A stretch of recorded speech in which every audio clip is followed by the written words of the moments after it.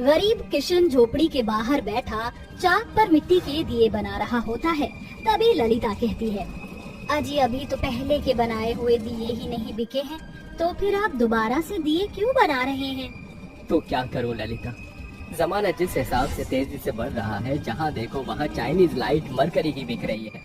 इसीलिए मुझे गरीब कुम्हार की मिट्टी के दिए कोई नहीं पूछता। वरना 8-10 साल पहले के दौर में मैं जितने भी दिए बनाता था वो तो हाथों हाथ बिक जाया करते थे। अजी अब तो दिवाली में बस 2 ही दिन रह गए हैं। गुड्डी और राजू भी मिठाई और पटाखे की जिद लगाए हुए बैठे हैं। अगर हमारे पास दिए नहीं बिके तो हम अपने बच्चों की खुशियाँ कहाँ से खरीदेंगे?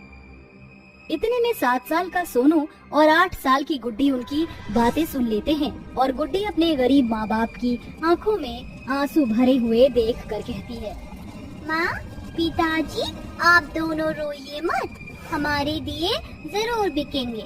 माँ आप बस ये दिए झोले में भर दो, मैं ये सारे के सारे मिट्टी के दिए लेकर पड़ोस वाली अमीर कौशल्या दादी माँ के घर जाऊंगी। वो बहुत अच्छी हैं, देखना वो हमारे सारे दिए खरीद लेंगी। गुड्डी और सोनू दिए लेकर बड़े से बंगले में आते हैं, जहां अंदर महंगे से सोफे पर कौशल्या बैठी होती है। नमस्ते कौशल्या दादी माँ।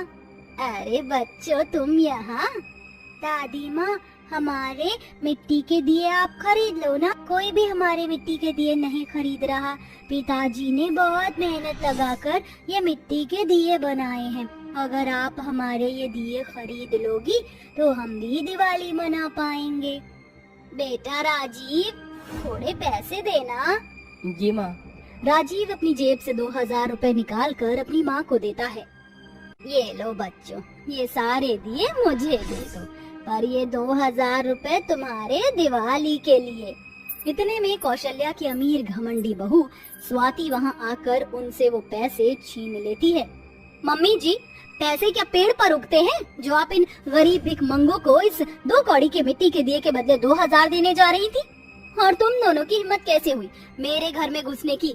मेरे महंगे फर्श पर मिट्टी मिट्टी करके पूरा बंगलो गंदा कर दिया। कल ही बाई से पूरे बंगले की सफाई कराई थी और ये अपना फटा चिटा झोला मेरे इतने महंगे सोफे पर रखकर इसे भी गंदा कर दिया। गुस्से में स्वाति मिट्टी के दिए से भरा झोला दूर फेंक देती है, जिससे सारे के सारे दिए टूट जाते हैं। दोनों बच्चे बहुत रोते हैं। आंटी ने हमारे सारे दिए तोड़ दिए, अब हमारे टूटे हुए दिए कौन खरीदेगा? दीदी क्या अब हम दिवाली नहीं मना पाएंगे? स्वाति आंटी आप बहुत बुरी हो, बहुत बुरी हो। 2 कौड़ी का बिगड़ैल बच्चा, तेरी इतनी हिम्मत मुझसे जुबान लड़ाता है? ऐसा कहते हुए स्वाति खींचकर सोनू को थप्पड़ मार देती है। चल सोनू यहाँ से चल। उनके जाते ही कौशल्या कहती है, स्वाति बहू ये तुमने बिल्कुल भी ठीक नहीं किया। तुमने सिर्फ वो दिए नहीं तोड़े बल्कि उन गरीब बच्चों की खुशियाँ, उनकी उम्मीदें भी तोड़ी हैं। हाँ स्वाति, आखिर दिवाली तो सभी के लिए होती है ना, चाहे वो गरीब हो या फिर अमीर। ओ प्लीज राजीव, मुझे ना उन गरीबों के चलते अपने घर में कलेश नहीं चाहिए। रोहन परी आ जाओ बच्चों। अम्मा मैं ना दिवाली के लिए अनार बम, फुलझड़ी और ढेर सारे पटाखे भी लूंगी। और मुझे चाहिए दिवाली के लिए पटाखे वाले पिस्टल गन। हाँ हाँ मम्मी डैडी तुम्हें दिवाली के लिए पटाखे, मिठाइयाँ और न्यू ड्रेस भी दिलाएंगे। जहाँ एक तरफ अमीर बहू दिवाली के लिए अपने बच्चों को ढेर सारी पटाखे, मिठाइयाँ, कपड़े दिलाती है, वहीं बेचारी गरीब बहू ललिता के घर खाने के भी लाले पड़े होते हैं। देखते ही देखते दिवाली का दिन भी आ जाता है, जहां अमीर बहू का बंगला दिवाली के लिए महंगी महंगी लाइट और मरकरी से सजा होता है। वहीं ललिता की झोपड़ी सूनी होती है। माँ हम दिवाली के लिए अपना घर नहीं सजाएंगे? देखो ना सभी के घर कितने सुंदर लग रहे हैं। अपनी गरीब माँ को माफ कर दो मेरे बच्चों, मगर इस वक्त हमारे पास 1 रुपया भी नहीं। घनघोर गरीबी के चलते दिवाली के बड़े त्योहार के दिन भी उस गरीब बहू का पूरा परिवार भूखा होता है। माँ मुझे भूख लगी है, आज दिवाली है, तुम हमारे लिए पूरी पकवान नहीं बनाओगी? कोई बात नहीं, मैं नमक रोटी भी खा लूंगा, वही दे दो। हे लक्ष्मी मैया, आज तो आपका दिन है, फिर भी दिवाली के दिन भी मेरे बच्चे दाने दाने को तरस रहे हैं और आप मूर्त बनकर देख रही हैं। अमीर लोग तो हम गरीबों को दुत्कारते ही हैं, मगर आप भी। भगवान को दोष न दे ललिता, शायद वो भी हमारी परीक्षा ले रहा है। आखिर उस गरीब बहू का परिवार नमक पानी पी कर सो जाते हैं। इसी तरह से एक अमीर और गरीब बहू की दिवाली बीतती है। किशन दिए बनाने का काम छोड़कर मजदूरी करने लगता है। जैसे तैसे वह गरीब बहू रूखा सूखा खिलाकर अपने परिवार की गृहस्थी की गाड़ी खींच रही थी और इसी तरह से एक बार फिर दिवाली आ जाती है। देखो माँ, दिवाली आ गई। इस बार तो तुम मुझे और गुड्डी दीदी को पटाखे और मिठाइयाँ दिलाओगे ना?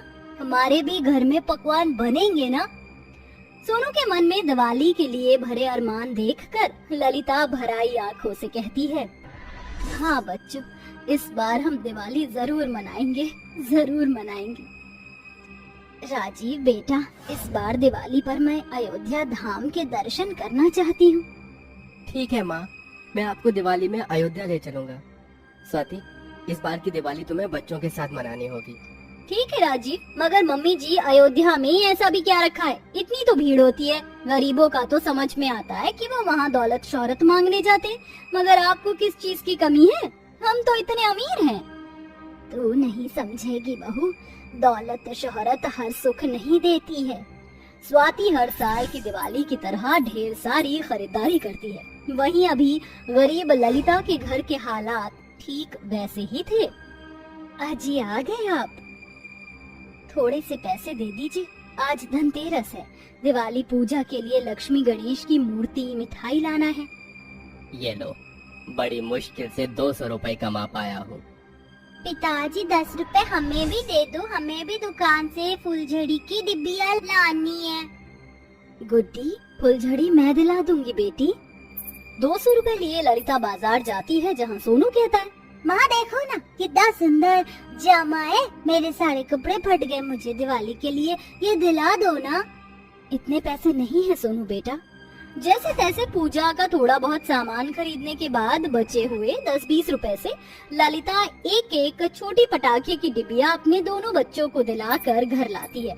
बड़ी खुशी के साथ गुड्डी और सोनू छोटी दिवाली के दिन पटाखे जलाने की कोशिश करते हैं, तो वह सिले हुए खराब निकलते हैं। सोनू गरीबी से चिढ़कर रोने लगता है। मैंने कहा था माँ से कि मुझे सस्ते पटाखे मत दिलाओ, देखो ये एकदम खराब और मुझसे बम है, जल्दी ही नहीं। तभी रोहन और परी नए कपड़े पहने उन दोनों गरीब बच्चों को दिखा दिखा कर चरखी पटाखा जलाकर उछलते हुए नाचते हैं। ये कितना मजा आ रहा है ना।